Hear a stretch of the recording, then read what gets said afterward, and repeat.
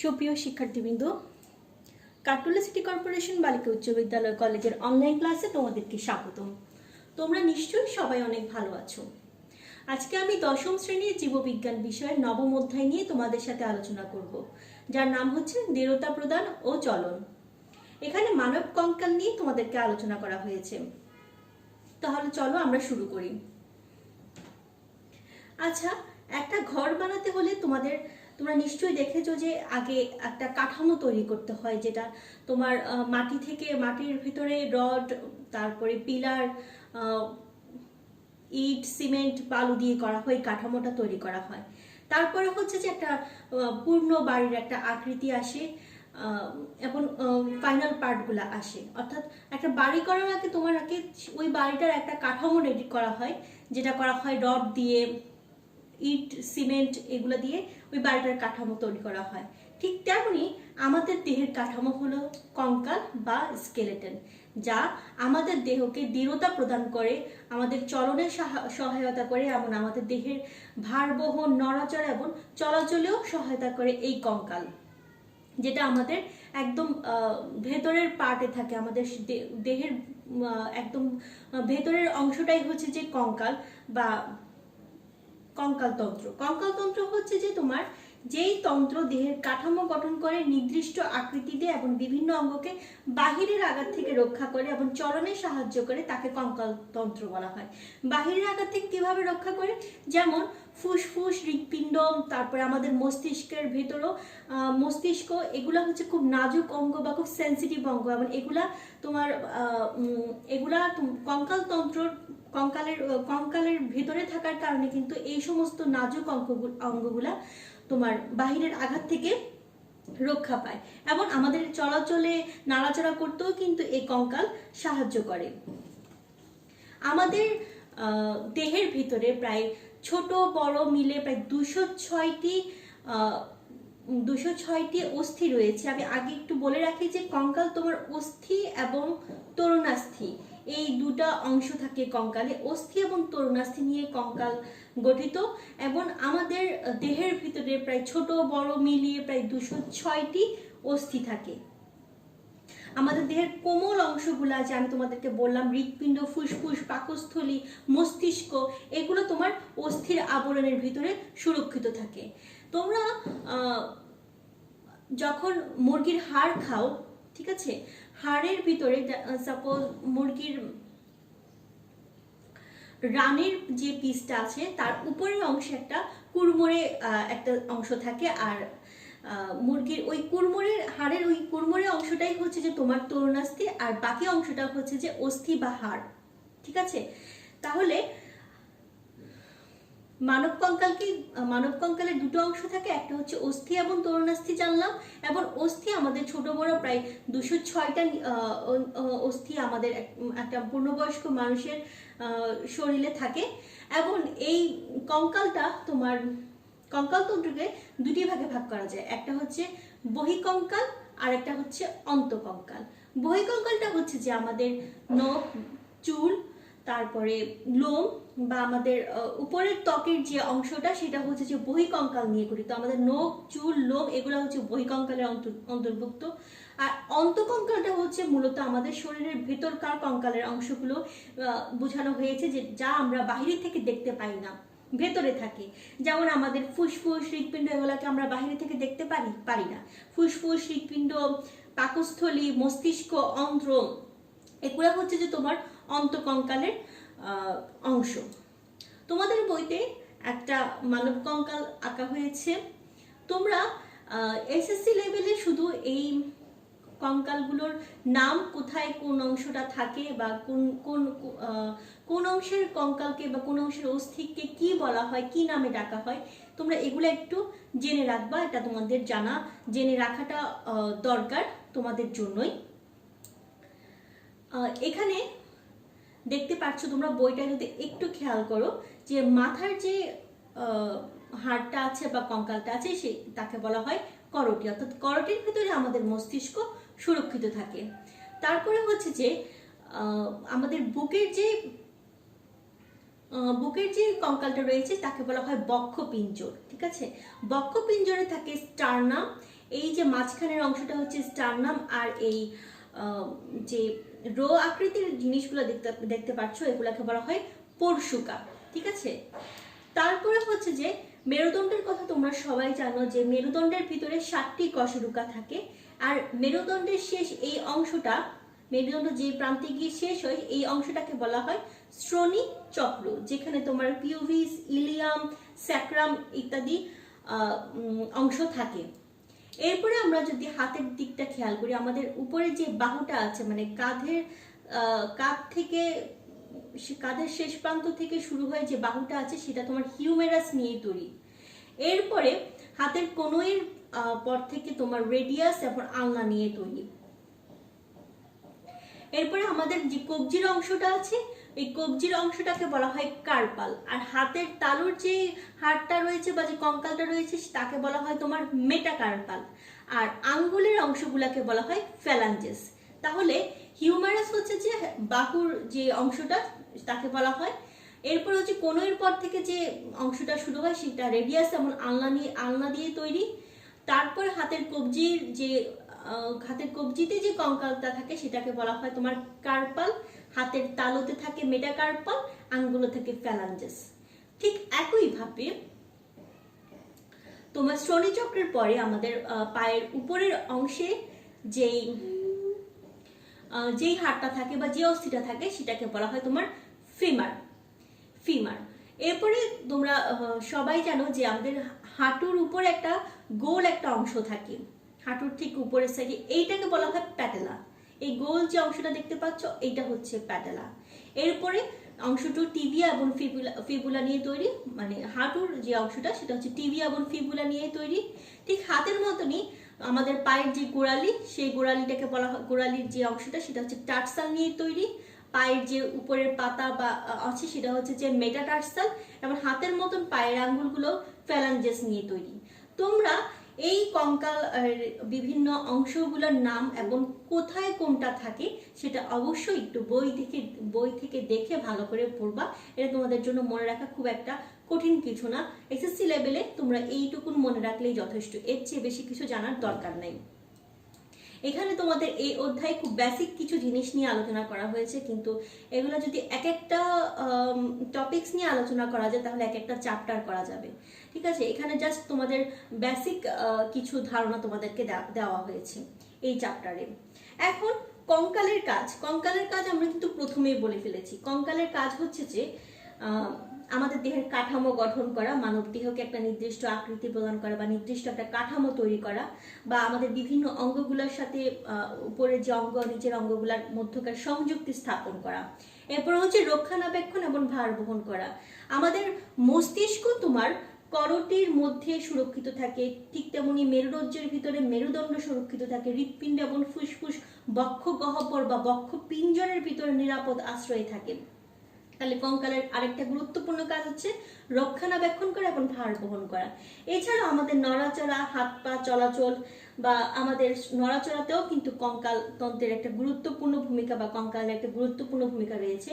তোমাদের রক্ত পড়বার সময় আমি বলেছিলাম যে লোহিত রক্তকণিকা তোমার অস্থি মজ্জা থেকে তৈরি হয়, তাহলে কঙ্কালের আরেকটা কাজ হচ্ছে যে অস্থি মজ্জা থেকে লোহিত রক্তকণিকা উৎপন্ন হয়। এছাড়া অস্থির ভিতরে তোমার ক্যালসিয়াম, পটাশিয়াম, ফসফরাস ইত্যাদি রকম খনিজ লবণ সঞ্চিত থাকে। এই কারণে কিন্তু তোমার অস্থিটা, আমাদের হাড়টা শক্ত এবং মজবুত থাকে। কোনো কারণে ক্যালসিয়াম, ফসফরাস বা এই খনিজ লবণগুলার বা ক্যালসিয়ামের ঘাটতি দেখা দিলে কিন্তু আমাদের হাড় ক্ষয় হতে থাকে এবং হাড়ের বিভিন্ন ধরনের রোগগুলো দেখা যায়, যেটা নিয়ে আমরা লাস্টে আলোচনা করব। এখন একটা গুরুত্বপূর্ণ টপিকস নিয়ে আমি তোমাদের সাথে আলোচনা করব, সেটা হচ্ছে যে অস্থি এবং তরুণাস্থি। অস্থি এবং তরুণাস্থি সম্পর্কে আমি একটু প্রথমেই বলেছিলাম যে একটা হাড়ের কথা যদি আমি চিন্তা করি, আচ্ছা তোমরা এই ফিগারটার দিকে একটু খেয়াল করো, এখানে দুটো অস্থি রয়েছে। এই যে এই দুটা অস্থির মাঝখানের অংশটা হচ্ছে যে, বা তরুণাস্থি সাধারণত অস্থির সম্মুখে থাকে বা অস্থির প্রান্তে থাকে, অর্থাৎ এই অস্থিটার প্রান্তে একটা তরুণাস্থি থাকে, আবার ঠিক এই অস্থিটার প্রান্তে আরেকটা তরুণাস্থি থাকে। অস্থির প্রান্তে অবস্থান করে তরুণাস্থি। অস্থিটা হচ্ছে যে হাড়, ঠিক হাড়ের উপরের অংশে যে একটা কুড়মুড়ে অংশ থাকে বা একটা নরম নমনীয় অংশ থাকে, সেটা হচ্ছে যে তরুণাস্থি। ঠিক আছে, আশা করি তোমাদের কাছে ক্লিয়ার হয়েছে ব্যাপারটা, যে এইটা হচ্ছে একটা অস্থি, এটা হচ্ছে একটা অস্থি। এই অস্থির দুই প্রান্তে, উভয় প্রান্তে একটা ধরনের নরম নমনীয় অংশ থাকবে, সেটা হচ্ছে যে তোমার তরুণাস্থি। এখন অস্থি আর তরুণাস্থিটা তোমরা একটু চেষ্টা করবা পার্থক্য আকারে পড়ার জন্য। যদি পার্থক্য আকারে পড়ো তাহলে তোমাদের জন্য দুটা লাভ হবে। সেটা হচ্ছে যে এক, তোমাদের বিভিন্ন মানে পরীক্ষাতে বেশিরভাগ এই অস্থি এবং তরুণাস্থির পার্থক্যটা সবচেয়ে বেশি পরিমাণে আসে।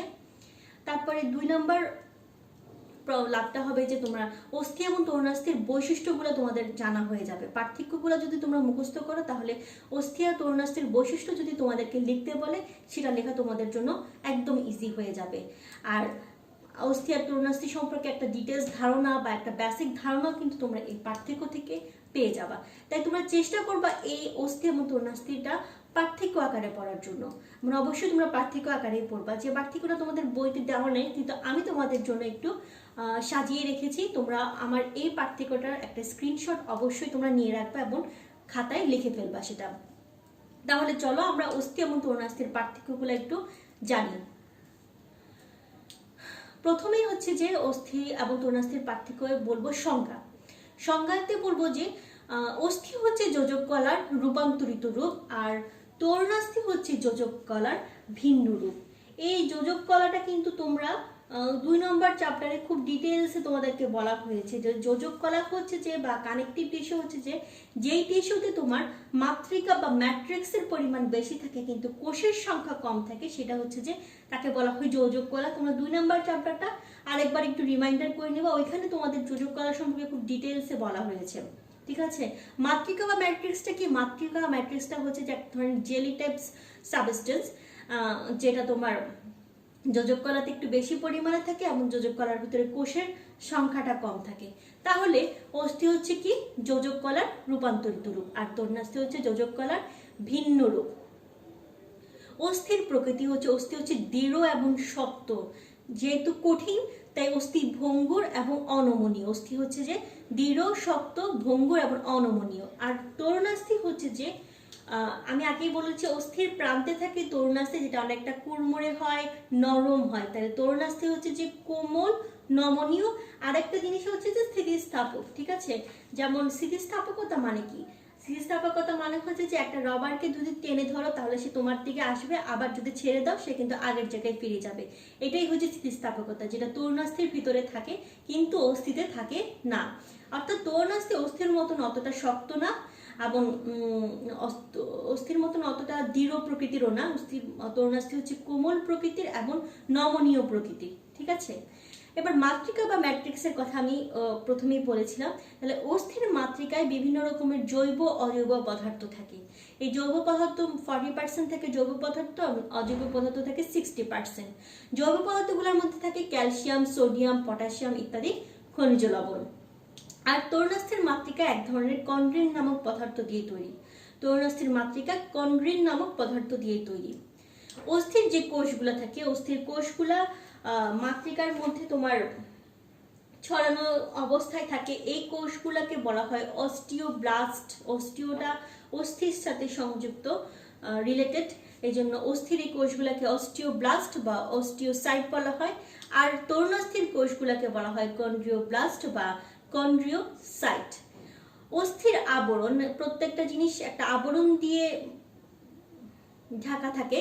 তো অস্থির যে আবরণটা, বাহিরের যে আবরণটা, সেটাকে পেরিঅস্টিয়াম বলা হয়। পেরি মানে হচ্ছে যে তোমার বাহিরের অংশটা বা বহির যে পার্টটা, সেটা হচ্ছে পেরি। ইংরেজিতে তাকে বলা হয় পেরি, এক্সটার্নাল পার্টটাকে বলা হয় পেরি, তাই এই জন্য পেরি নামটা আসছে। পেরিঅস্টিয়াম, যেহেতু কোষগুলো অস্টিওব্লাস্ট বলা হয় তাই আবরণটাকে বলা হয় পেরিঅস্টিয়াম। আর তরুণাস্থির আবরণটাকে বলা হয় পেরিকন্ড্রিয়াম। অস্থির কাজ হচ্ছে, অস্থির কাজটা অনেকটা কঙ্কালের মতনই। কঙ্কালের যে কাজগুলো রয়েছে অস্থিরও সেম কাজ, যেহেতু অস্থি তোমার অন্তকঙ্কাল রূপে থাকে আর তরুণাস্থি থাকে অস্থির সংযোগস্থলে বা অস্থির প্রান্তে থাকে। ঠিক আছে, তাহলে অস্থির কাজ হচ্ছে দেহের কাঠামো তৈরি করা, ভার বহন করা, রক্ষণাবেক্ষণ করা। আরবিসি বা লোহিত রক্তকণিকা উৎপাদন করা কিন্তু অস্থির কাজ। আর তরুণাস্থির কাজ, যেহেতু তরুণাস্থি অস্থির সংযোগস্থলে থাকে, তাই অস্থির যে স্থিতিস্থাপকতা সেটা নিয়ন্ত্রণ করে, আর অস্থিতে ঘর্ষণ রোধ করে। অর্থাৎ দুইটা অস্থির প্রান্তে তরুণাস্থি থাকার কারণে অস্থিতে ঘর্ষণ রোধ করে, যার কারণে কিন্তু আমরা সহজেই চলাচল করতে পারি, নড়াচড়া করতে পারি, হাত পা নাড়াতে পারি, আমাদের কোনো অসুবিধা হয় না। ঠিক আছে, এই অস্থি এবং তরুণাস্থির যে পার্থক্যটা আছে তোমরা অবশ্যই এটার একটি স্ক্রিনশট নিয়ে রাখো এবং তোমরা খাতায় অবশ্যই এটা লিখে ফেলবা। ঠিক আছে, আর বইতে তোমাদের অস্থি এবং তরুণাস্থি নিয়ে যে ডিটেলস আলোচনা করেছে সেটাও একটু পড়ে ফেলবা। আমার এই পার্থক্যগুলোই তোমাদের বইতে একটু ডিটেলসে লেখা আছে, সেই ডিটেলসটা তোমরা অবশ্যই একটু পড়বা। বাট যখন মুখস্থ করবা বা যখন পড়বা, পরীক্ষার জন্য যখন পড়বো, তখন এই পার্থক্য আকারে পড়ার চেষ্টা করবা। ঠিক আছে, এরপরে আসে আমরা অস্থি সন্ধি বা বোন জয়েন্ট নিয়ে। দুই বা ততোধিক অস্থির সংযোগস্থলকে অস্থি সন্ধি বলা হয় বা বোন জয়েন্ট বলা হয়। অর্থাৎ এই যে দুইটা অস্থি দেখতে পাচ্ছ, তার মাঝখানে থাকে তরুণাস্থি এবং তার মাঝখানে একটা জয়েন্ট থাকে বা সন্ধি থাকে। এই সন্ধিগুলো তোমার থাকার কারণে এই দুইটা অস্থি তোমার একসাথে খুব দৃঢ়ভাবে আটকে থাকতে পারে, এবং সন্ধিগুলো থাকার কারণে অস্থিগুলো সহজে সন্ধিস্থল থেকে বিচ্ছিত হতে পারে না, আমাদের বিভিন্ন অঙ্গ প্রত্যঙ্গ সঞ্চালনে সাহায্য করে। ঠিক আছে, আমাদের শরীরে বিভিন্ন রকমের অস্থি সন্ধি রয়েছে, কোনটা সহজে সঞ্চালন করা যায়, যেমন হাত ও পায়ের অস্থি সন্ধি, আবার কোনটা একেবারে অনড়, যেমন আমাদের যে মেরুদণ্ডের অস্থি সন্ধি রয়েছে সেটা। ঠিক আছে, অস্থি সন্ধির সংজ্ঞাটা তোমরা একটু পড়বা এবং উদাহরণটা পড়বা। যে উদাহরণ আমি যেটা বলেছি, আমাদের শরীরের সব রকম অস্থি সন্ধি একরকম নয়। আমাদের যে কিছু অস্থি সন্ধি আছে খুব শক্ত বা অনড়, যেটা আমাদের মেরুদণ্ডের অস্থি সন্ধি। আবার কোনটি আবার সহজেই সঞ্চালন করা যায়, যেমন আমাদের হাত ও পায়ের অস্থি সন্ধি। অস্থি সন্ধিটা নিশ্চয়ই তোমাদের ক্লাসে ক্লিয়ার হয়েছে। দুইটা অস্থির মাঝখানে একটা সন্ধিস থাকে, বন্ধনী দিয়ে দৃঢ়ভাবে আটকানো থাকে এই দুটা অস্থি। এই বন্ধনী বা সংযোগস্থলকে বলা হয় বা সন্ধিস্থলকে বলা হয় অস্থি সন্ধি বা বোন জয়েন্ট। তো শিক্ষার্থীরা, আজকে এই পর্যন্তই থাকুক। তোমরা এইটুকুন খুব ভালো করে বাসায় মনোযোগ দিয়ে রিডিংটা পড়বা, আমার লেকচারটা পড়বা, এবং অবশ্যই অস্থি এবং তরুণাস্থির পার্থক্যটা একটু ভালো করে পড়বা এবং খাতায় লিখে ফেলবা। ঠিক আছে, তাহলে তোমরা সবাই ভালো থাকো। নেক্সট ক্লাসে ইনশাল্লাহ তোমাদের সাথে আবার দেখা হবে।